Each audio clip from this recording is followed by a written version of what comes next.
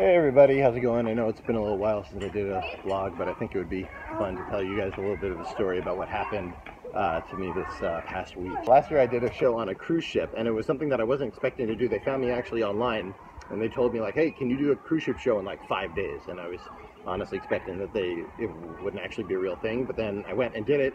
It was a ton of fun. It actually happened. After that show actually went pretty well, and so they invited me back to do some more this summer. And so I figured, oh, it'll be like last time. But the process of getting to this ship was something that I probably will never, ever go through again. And that's actually that story that I want to tell you. So this ship is leaving from Hiroshima, and it's going to Shanghai. So the way that it was supposed to work is that I was supposed to board the ship in Hiroshima, and I was supposed to get there a whole day before.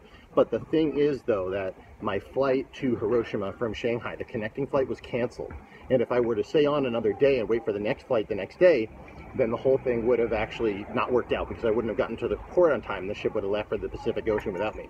So the plan became that I was going to fly to Osaka, and then from Osaka, I was going to take the high-speed rail, the Shinkansen, across the entirety of Japan. I don't speak Japanese. I don't know how to do this. I've never done that before, but that was the plan. So I knew time was going to be really tight because I only had something like 4.5 hours to make this trip. I got into the Japanese airport. I went through some strict inspection for the purpose of countering terrorism, and then I went and bought my tickets. And I got the tickets. I was waiting in line. Every moment I was waiting in line there, I was like, oh my God, I'm not even going to make it. So I get my ticket to get on the train. I only have about 4.5 hours to do a like 3.5 hour trip. So this thing is going to be really tight one way or the other. And I get on the train, I sit down, we go through the city, we go through the countryside, and this is actually the closest that I've gotten to seeing what Japan is like, you know, not having to actually, seeing as I couldn't get off the train and see what the actual place is like. This is the closest I've ever gotten. So this whole time I haven't eaten yet, from the beginning of the day, because I was just playing to train to blah, blah, blah, blah, blah. So I take out the snacks that I got, and when I only had a little bit of time in between transfers, so I had to avoid some of the weird, like, love message and, like, you know, haha, hey, cookie, this dude.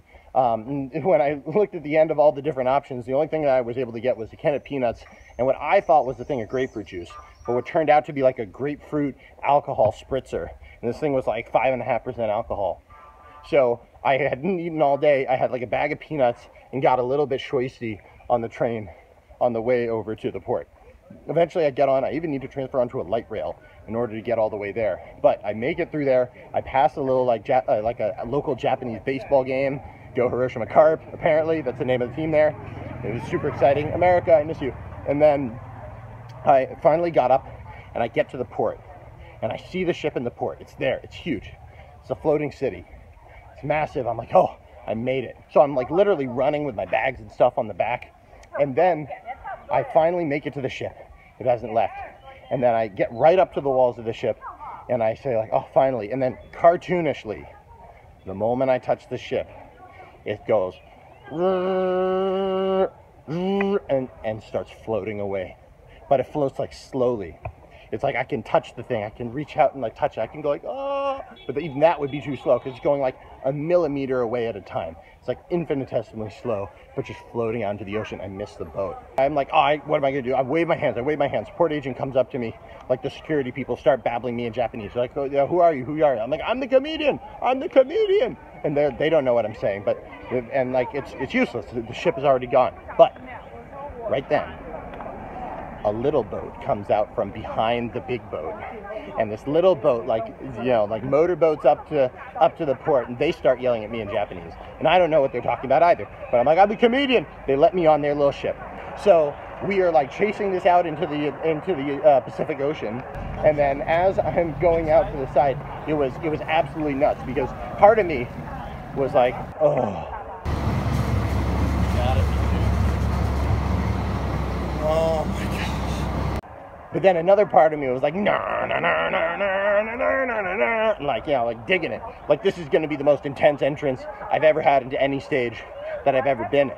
The chase ship gets up to the side of the thing where there are these like little tiny people in like the side of the ship that are like looking out at me and trying to figure out who I am. So we side up behind them, and as the ship is going out into the ocean, they start like yelling at me. They're like, who are you?